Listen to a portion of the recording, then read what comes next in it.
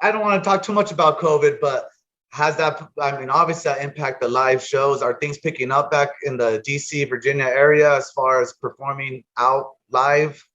You know what? We kind of took a strategic pivot. So, like, we when COVID started, we were actually supposed to play at a festival in I think Austin, Texas, called it wasn't South by Southwest. It was like a festival outside South by Southwest called Southwest Rock by by Southwest.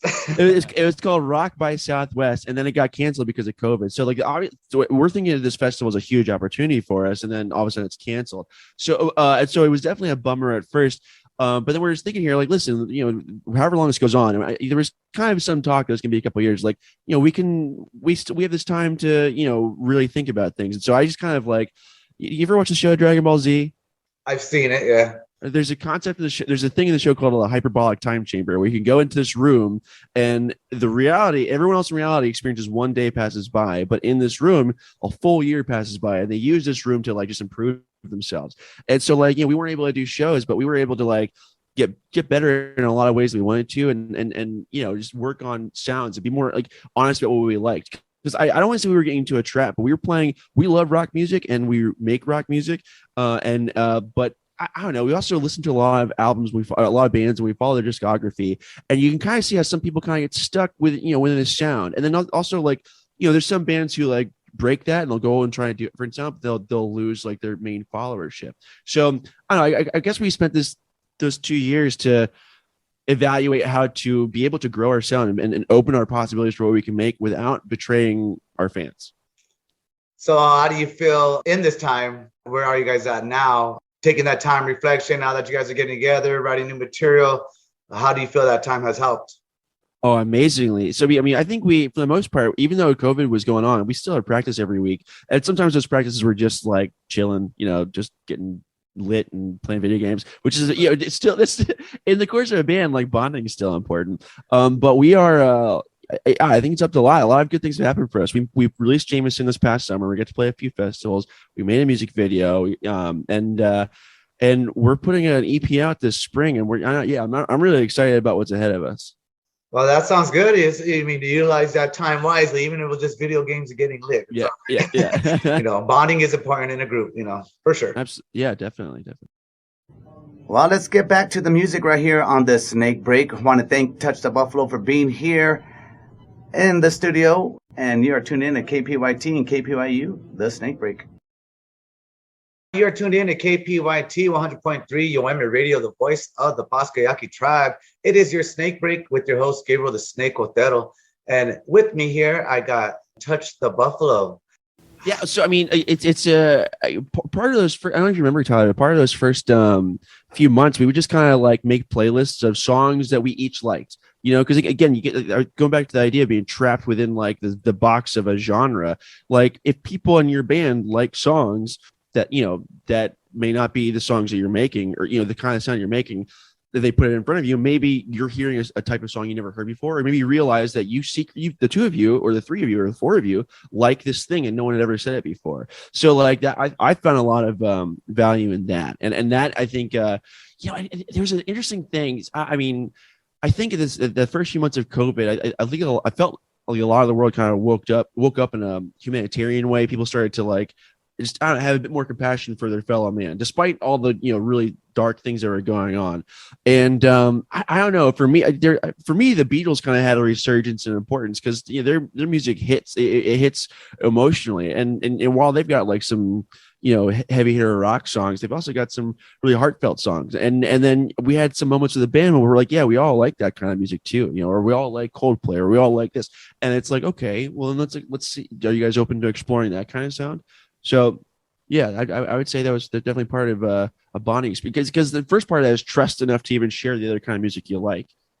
Well, let's talk a little bit about Hardest For. Very upbeat mixture of genres, like we were talking about.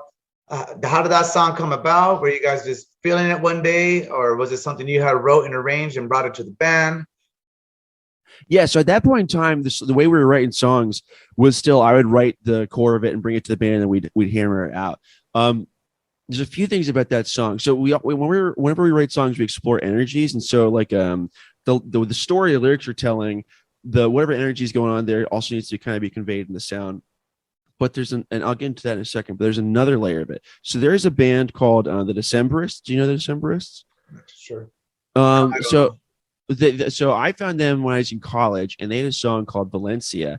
And so I'm listening to that song. It's kind of a poppy, upbeat song. I'm like, okay, whatever. And then my fifth or sixth listen, I'm paying attention to the lyrics, and the lyrics are like depressingly sad. They're kind of telling a Romeo and Juliet kind of story that ends in a really tragic ending for this loving couple. And but the song, you wouldn't have known if you didn't stop to take the time to listen to the lyrics. And the song was upbeat, and I thought that was a really incredible contrast, of sound versus what the story is telling. And so I wanted one day to write a song that was also kind of having that contrast in sound versus the story it's telling.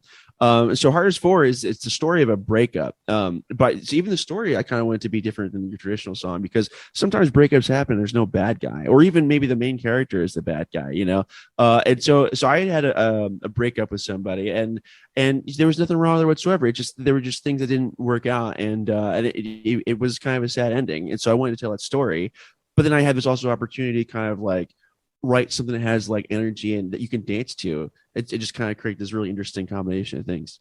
Very cool. Yeah. So it's a contrast of upbeat and lyrics that you're going for. It could be something not necessarily tragedy, but you have an upbeat fun song, but the lyrics are kind of talking about a breakup. Yeah. That's a good start to a song. Like, hey, that's the idea, and let's see what happens. Yeah, exactly. Do you have any new material up your sleeve? You were mentioning that you have an EP coming out. Any titles to that? Yeah. So the EP is going to be called Bodhicitta, which is like, I think it's I was given a book from a family member, and it's essentially somebody had condensed all these, like, I think Buddhist proverbs or whatever. And in the intro of the book, they mentioned the phrase bodhicitta, which I think means awakened heart or enlightened mind. And I, during this COVID time, I think that's probably gonna resonate with a lot of people. And there's 4 songs on it. And we've got those demos recorded. We're kind of polishing them up now. So yeah, I can listen off the song titles if you want. Yeah, go for it. All right. The first song is gonna be called The City's Burning. The second song is called In Six Heads About It. The third song is called The Carpenter and the Nurse. And the fourth song is called Hope Song. And that's the whole EP. Your guys' titles are amazing. Even the name of your group is awesome. Oh, thank you. Once this EP's out, where could everyone find it? Where can my listeners find you guys? Let us know all that good stuff. Oh, definitely. So luckily, we're the only Touch the Buffalo out there. So, and we've got our stuff on Spotify and Apple Music, and as far as I'm aware, everywhere streams are that you're available typically. So we'll if you guys want to go and follow us on Spotify and Apple Music, I think you'll be able to hear the music the day before it's released to everyone else. But I'm pretty sure you'll get a notification that we put new music out. But we are shooting for having that out for May of this year. Knock on wood. Tyler, any shout outs you want to give out? Any girlfriends out there you want to? My grandma and my little brother Keegan. I haven't seen him in a couple years now, and he's actually coming up to DC to visit me soon. So it's going to be nice to spend some time with him. Heck yeah! I hope you guys enjoy your brotherly time. Good. If there's not anything else you'd like to share, that kind of summarize it. But if there's anything else, by all means, do it up. Oh, I mean, sure. If we're this is the shameful self-promotion part. If you like what you hear and you want to support the band, you can buy Touch the Buffalo merch at touchthebuffalo.threadless.com. We got shirts and hoodies, but we also have skateboards and mugs and shower curtains. So if you need a shower curtain, you know where to go. And not too many people sell shower curtains as merch, so that's pretty. Cool. Exactly. We're covering the market.